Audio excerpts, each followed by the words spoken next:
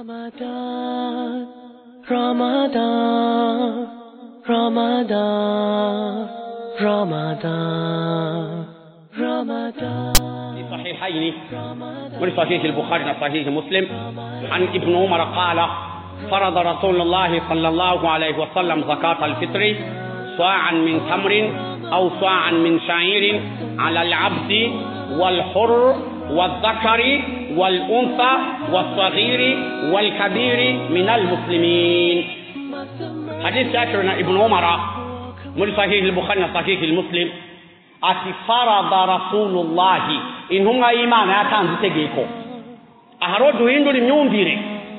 iri mu muji yuko zakatul fitri itanga ababosi la zakatul fitri itanga abantu batandatu ubw'Islamu minal muslimina buri mw'Islamu rasuli yarabavuze abantu batandatu abagomba gutanga zakatul fitri. Hari abantu rero bishyizemo yuko zakatul fitri itanga ababosi la shekha wango ya zakatul fitri rasuli yavuze ati farada rasulullah zakatul fitri intumwa y'Imana yatanze itegeko ryo gutanga zakatul fitri swan umutemere swan ni chombo c'icarabu ugipimye ngaho iwacu ni ibiro 2.5 ibiro 2.5 kugesha rasul batanga ima min tamrin au swan min sha'ir ingano cyangwa itende ngaho iwacu ni qutil balad swan umutemere ibiro 2.5 qutil balad inja ziribwa muri uwo muji wewe ubamwo. Tayib rasul agira ati ala al-abdi rasul yatangiye kubafungwa abacakara abafungwa bari mu mpimba kwako bari mu mpimba hari umuntu ari mu mpimba afasha abantu bari hanze hari umuntu ari mu mpimba apanze inzu hanze hari umuntu ari mu mpimba yigisha abana hanze wa wundi ari mu mpimba ala al-abdi umufungwa umucakara afunzwe nimba afise ibyo azorisha umuryango we w'umulihisi umufungu wajibun ari mu gakagomba gutanga zakatul fitri. Uwa kabiri wal hurr n'uwigenga uwigenga uri mu muji ntufunzwe ugomba gutanga zakatul fitri. Wa zakaru n'umugabo buri mugabo w'Islamu wal unsa n'umugore wa saghiru umwana atangirwa n'abavyeyi biwe canke abamureze wal kabiru n'umuntu amaze kuja mu bigero imyaka 18 gushika ku myaka 70 minal muslimina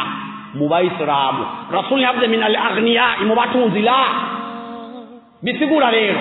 uwo ari we wese afise ibyo azojya yawumulere ibyo azojya kwira idi hanyuma akabisigaza bya bindi yasigaje agomba gutanga zakatul fitri akitangira we ibiro 2.5 by'inja zo mu muji ngahi wacu n'umuceri n'ibiharage cyangwa ubufu cyangwa ingano cyangwa amasaka cyangwa ubushaza ugatangira n'abari mu rugo rwawe n'umukozi wawe umuboyi cyangwa umuyaya nimba ari umwisilamu wajibun ugomba kumutangira. Nimba ufite ubushobozi bwo kugira umunsi mukuru wa laidi bya bindi birenze ku munsi mukuru ugomba kubitangamo zakatul fitri. Hadithun sahih akhrajahu al-imam al-bukhari fi sahih al-bukhari wal imam muslim fi sahih muslim wal imam abu daud fi sunan abi daud wal imam tirmidhi fi sunan tirmidhi na imam ibn majah fi sunan ibn majah. Hikmat mashriyatiha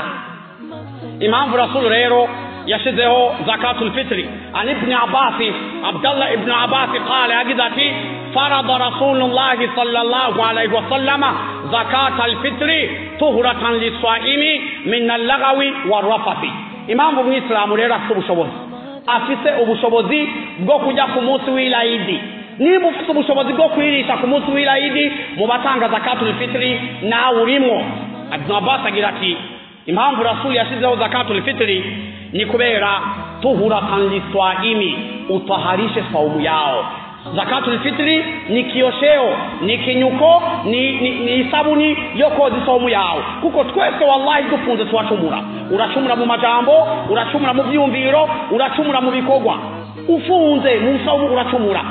byaha byawe bikugwaho na zakatul fitri ya makosa zanenge kwa kunyerera ya majambo mabi na jashavu na bya bibi wakoze muri Ramadhani ku murango ufunze zakatul fitri niza kubitaharisha niza kubyoza ikabikuraho wafumatan lil masakin no kurisha bakene badashobora kujya yawo munyayi baba kene bagenda barasabiriza zakatul fitri nibo bayihabwa kugira ngo nibagende barasabiriza nabo bagende bakeze umunsi mukuru bahimbagwe n'umuryango wabo. kandi umenye yuko rero